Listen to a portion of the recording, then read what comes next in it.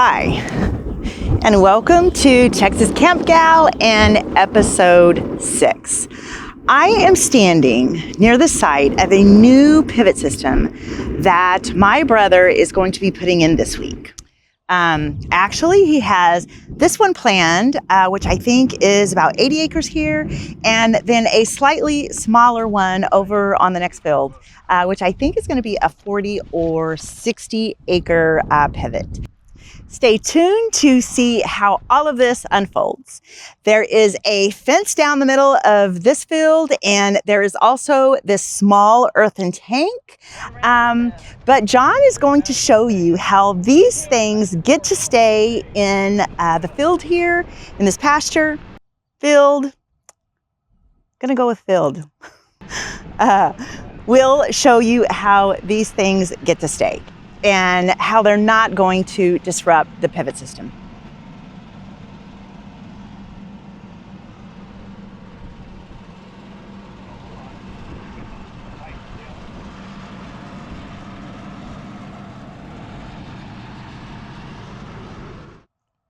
What ranching is actually looking like for me right now. It's probably not what you think at all. And watch until the end, because I made something out of cactus that I learned in elementary school that I probably shouldn't have. But I've got to give credit to my Christine Crickets for teaching me this trick. Again, stay tuned until the end to figure out what that is.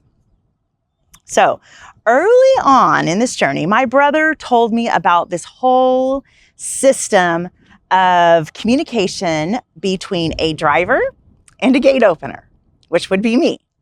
And this whole communication happens without ever saying a single word.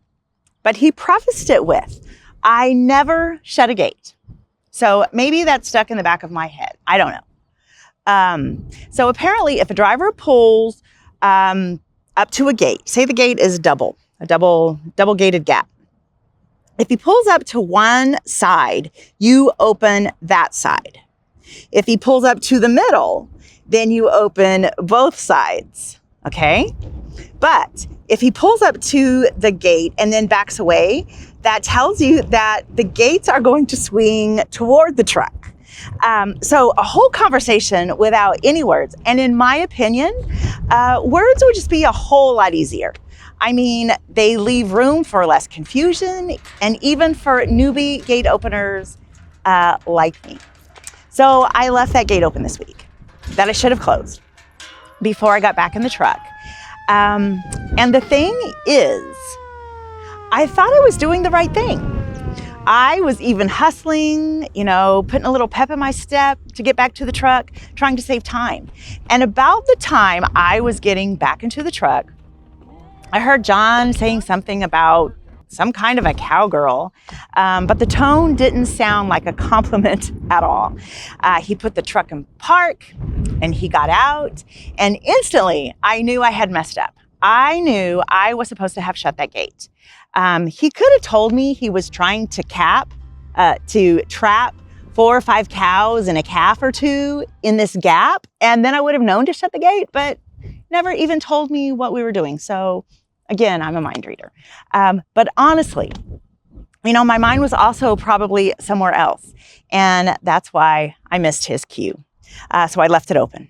I am starting to understand that it's just not what you've heard, but also knowing when it applies, knowing what situations apply to which scenarios. So also, what makes it hard is I am living in 2 completely different worlds right now. My live event, photography and podcast world, and this ranching world. And also my life and world has recently and drastically changed, which makes everything so much harder, because this is still the newer world for me. And I feel way less confident here. I did have a small win though. I figured out something on my own. Thank God, I would have been in so much trouble. It could have been bad and stopped work, which is an absolute no-no. So I got sent into town, into Tilden, to pick up some lunch. Also, if you're in Tilden, shout out to Max's Cafe. I got sent there to pick up lunch. Also, no one told me which vehicle to take. So I had a little small talk with Brentley about which one to take. We both agreed that I should take the Jeep because it's smaller, easier to get in and out of, which was a thing at Max's Cafe because the highway department was doing construction on the bridge right there, and it was very hard to get in and out of their parking lot. So I should have taken the Jeep, but I got in the Jeep, I drove off a few yards, and then I realized that the air compressor was in the back of the Jeep. And they were going to need the air compressor because the tractor that Brentley was driving was needing air in one of the tires every 30 minutes or so.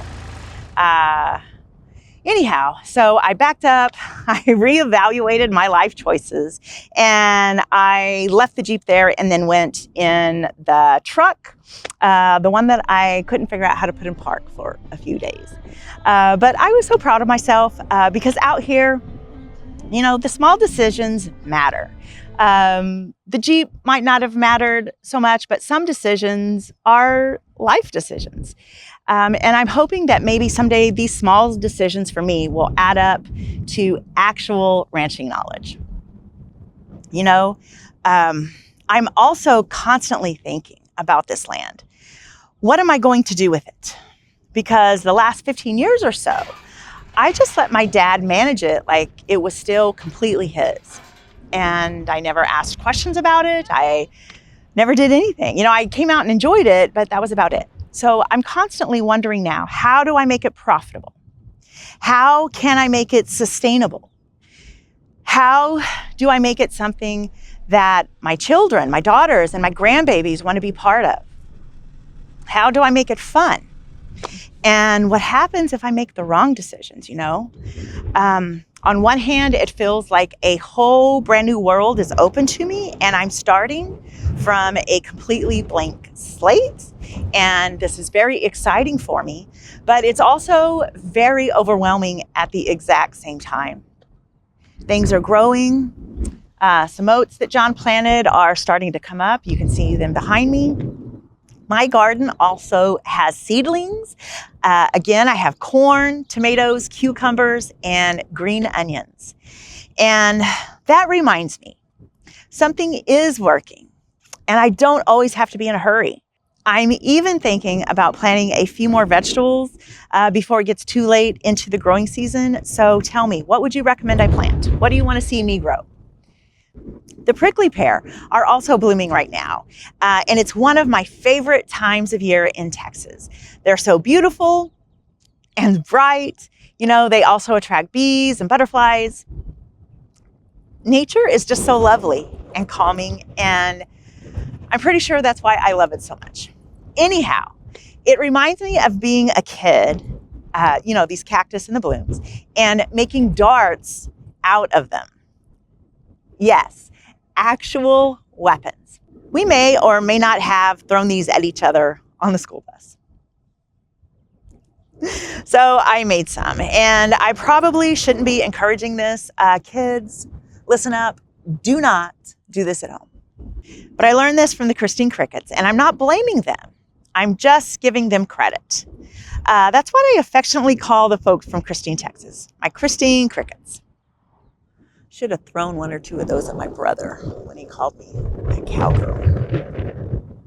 So what ranching looks for me right now, I am still getting it wrong. I'm still learning really small things. I am still missing very obvious signs. I'm still thinking everything through. I still have zero muscle memory, and I'm still watching things slowly grow. But before the end, I am curious. How do you communicate to open and shut gates? Do you have other signals? Maybe you just talk and use actual words. I want to hear from you. Comment what your gate language is. Also, if you're watching me figure all this out in real time, I would like you to like, comment, share, follow along, help me grow this channel. I am not there yet, but I am getting closer. Texas Camp Gal here, signing out. Adios. All right. Shut that off. Then I want to